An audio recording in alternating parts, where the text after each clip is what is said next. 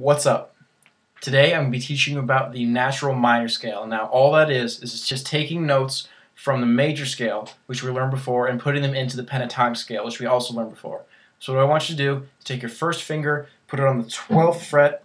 I want you to go 12, 14, 15, next string, 12, 14, 15, next string, 12, 14, 16, next string, 12, 14, next string, 12, 13, 15, next string, 12, 14, 15. Alright, so that's going to sound like...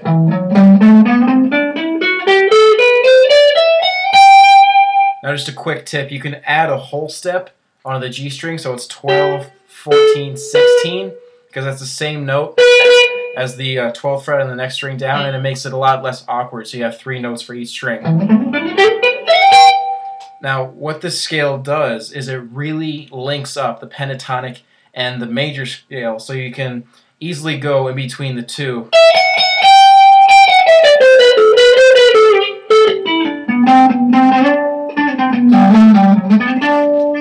Once you know this, you can really play around with it and find a lot of room for some really great melodies. You know, throw in some dirt and you get some just really awesome stuff for song.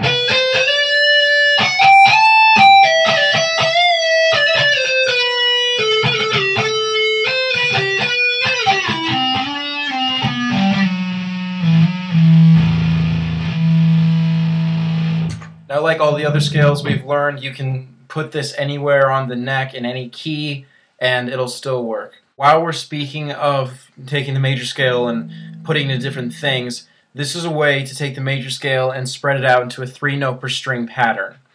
Alright, so let's say that we're in the key of G, first note, G. Now what I want you to do is you can put your first finger on G. I want you to go 3rd fret, 5th fret, 7th fret, down a string, 3rd fret, 5th fret, 7th fret, down a string, 4th fret, 5th fret, 7th fret, down a string, 4th fret, 5th fret, 7th fret, down a string, 5th fret, 7th fret, 8th fret, down a string, 5th fret, 7th fret, 8th fret.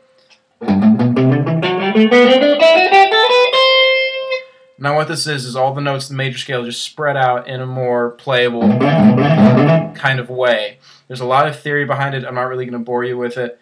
So whatever key you're in, G major, A major, anything, you can just take that, put it on the root note,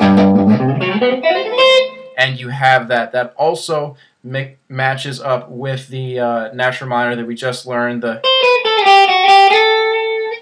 Again, put them together, you expand your fretboard a lot for soloing, rhythm work, really anything, and it's a really handy thing to have around. Next week, I'm going to teach you how to tap with them. That's going to be pretty cool. Alright, that's this week's segment. Come back next week for more. Keep rocking.